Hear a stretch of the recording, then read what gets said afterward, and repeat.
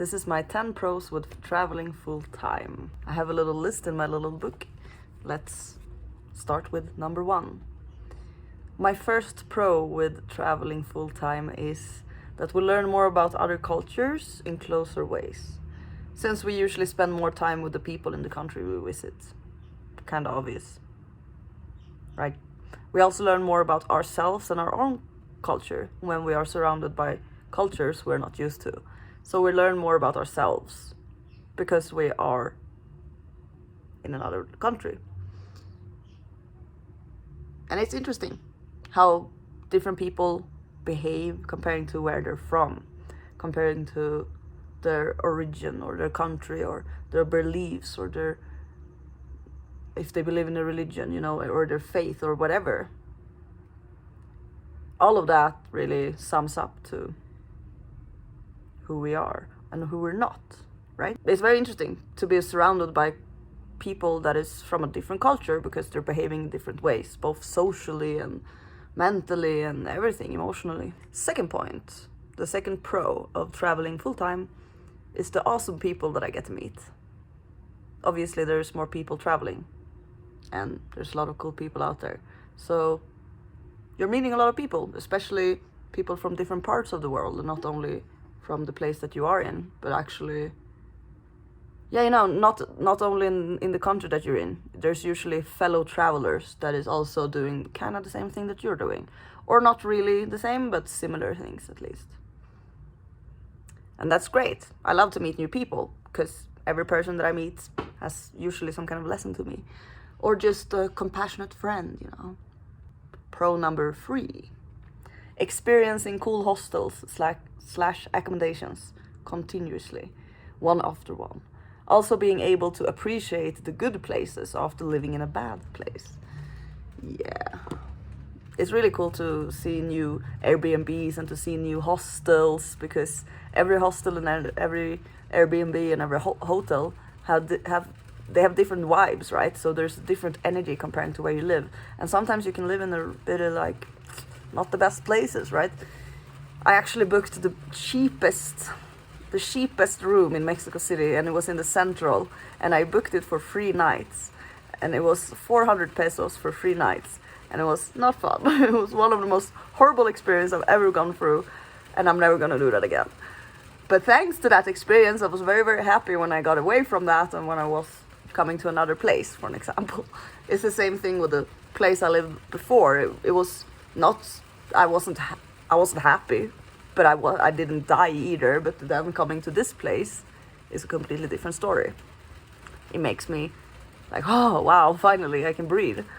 And obviously I should be able to breathe all the time, so I should learn from my mistakes and not really repeat them. But anyway, number 4. Pro number 4, the amount of growth and rebirths within short periods of time.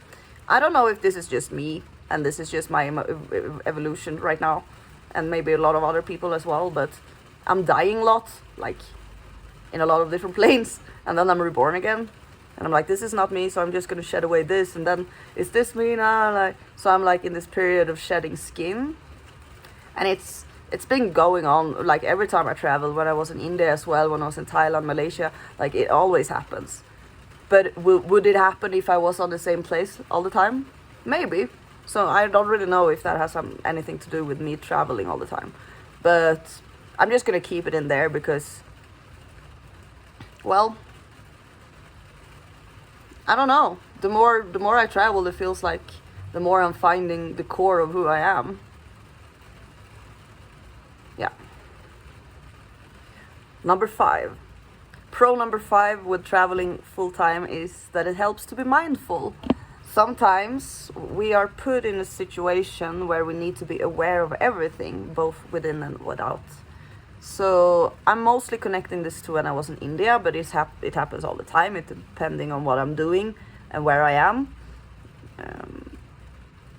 But when I was in India, for an example, I love India. It's a beautiful country. It's my favorite country in the world so far. And Mexico as well, actually. They're both sharing the first place. I love Sweden too, but only the nature. Anyway, it's kind of chaotic there. So basically, you need to be aware of everything that is happening because it's happening so much. And you need to be aware of your own energy and what you're doing with your energy. And yeah, it's kind of like fight and flight mode. It's not really a super good thing to be in because it's not super calming for your nervous system. For an example, to be in fight and flight mode all the time, it's not good for your nervous system, your stress levels, your overall happiness and well-being, I would say. And I've been in that mode since like for a long time, maybe since India, and I'm finally like, sometimes I can come to places where I can relax and I can like slow down a bit, but there's a lot of things still that I have to process. And that's both things that has happened outside that I've seen, like externally, but also things that has happened within, because usually India trips are very, very spiritual. And this Mexico trip is also very, very spiritual, but in a different way. It's more connected to my ego. Okay, let's see. So yeah, when you are aware all the time, when you are in fight and flight mode, then you are more mindful. So it helps you to be more aware of your senses and really listening to when people are talking to you, and really being mindful of the words that you're using, and really using your senses, you know, your ears and your smell and your touch and your taste and all of that, and the sixth sense as well, because I think that we develop the sixth sense more when we use our other senses, but that's a whole nother story. Number 6, pro number 6 of traveling full time is meeting so many cool animals that I've never seen before. And that's true. I saw dolphins and turtles for the first time in my life, wild dolphins and wild turtles for the first time in my life, like 1.5 months ago. I've seen turtles and dolphins before, but caged in, so I think that doesn't count. So that was really cool. And then there's a lot of insects as well that I've never seen, and I don't really favor that, to be honest, because insects are like small monsters. They're like small monsters, and obviously we are much bigger and they're more afraid of us, but they're like small monsters, so I'm not really afraid of them. I'm disgusted by them. They're like aliens, but small, and they all look crazy. Like, I'm getting goosebumps. Like, it's aliens. We basically have aliens on planet Earth, but they're just miniature, or they're under the ocean. So there's a cool animals and insects that you never seen before if you're traveling to a country where there's insects or animals that you never seen before. Kind of logical as well, but yeah, it's in my little book here. Pro number 7, the magical scenery, the plants, the flowers, the cities and the food, the people. Everything has so much to offer, and it's beautiful to recognize both the differences and the similarities. That's so true.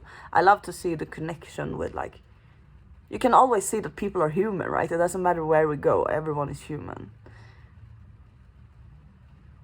And yeah, that's just beautiful to see that even though there is a lot of differences in a lot of different countries, we can also see similarities within countries or cultures or food or how people are thinking or how we are using our, I don't know, you know, it's just cool, okay? It's cool to see the differences and the similarities. I like to see both sides. Number 8, pro number 8 is the different foods and flavors, which is kind of the same pro as number 7, but I like food, and there is a lot of good food when you're traveling, especially when you're traveling to like the country that has your favorite food. For an example, the tacos here in Mexico, they're great. I was a bit skeptical in the beginning, but it like, now I love the tacos here. They're not the same as that the Swedish people are used to, not at all. It's not even a close similarities to the tacos that we eat in Sweden comparing to the real ones here in Mexico. The Indian food is kind of the same. I would say that the Indian food is a bit more similar in Sweden, but it's much better in India. Like, they don't even have vindaloo in India. They have some in some places, but I was in Goa, and it said that vindaloo, an Indian dish, right? It says that it's originated from Goa. I went to Goa, and it was only on one restaurant there. I was very disappointed because it was my favorite. It was my favorite Indian dish, but now, because of India and because I went there, it's not anymore because I couldn't find it. And the one I found, it was like, so I don't know. It's still good. You know, when you eat vindaloo in like European restaurants or whatever, European Indian restaurants, it's weird. It's weird that there's different foods, to be honest. But it's cool as well, because you can experience the original taste. Pro number 9, the weather, the sun and the moon. I think this is such a hilarious pro that I've written, because the weather will always be wherever we are. We don't need to travel full time for that. The sun is there all the time, and so is the moon. So we can't really, you know, run away from the sun or the moon. It will always be there. But I just wrote I think I did like, okay, I actually have a good thing. I have a good point. Because the moon looks different comparing to where you are. So when it's a half moon, it's smiling in India, for an example. That's why I have this tattoo, this smile tattoo. And that's why I did that tattoo, because it made me remember to believe in magic. And number 10, this is the last pro. Not owning so much equals freedom. And I really agree with that one, to be honest. I owned 23 kilos, maybe 1 or 2 more kilos now. That's all I have. I have one bag in Sweden. It's just a gymnastic bag with some clothes and like a fire burner thing that you burn on wood. I don't really know. That's all I have. Because sometimes I don't want to throw away everything that I own. There's a few things that I like to save, because I'm a sentimental, emotional human being, and I have a hard time letting go of emotional things, okay? But then every time I go back to Sweden, I go through that bag and I'm like, I don't want that, and then I throw it away, and then it keeps going like that. But that's all I have. It's just a one little small gymnastic bag, okay? It doesn't take so much space in their little garage. And the rest I have with me when I travel all the time. And I even lost my hula hoop and my yoga mat, so I'm even lighter now. But I do miss them. Even though I never used the yoga mat even anyway, so it's just stupid to have it with me. So that was my 10 pros with traveling full time. Do you have any comments about that? I would love to hear about it, actually. So if you have anything to say, you're welcome to say it in the comment section down below. You can also press the like if you like this video. And if you want to travel full time, then you know this is my own opinions. I will also record a video with the 10 cons with traveling full time. I do have 10 cons as well, and you will see the video. If you're interested, you can watch that one as well. I do have 10 negative things about traveling as well. Hakuna Matata.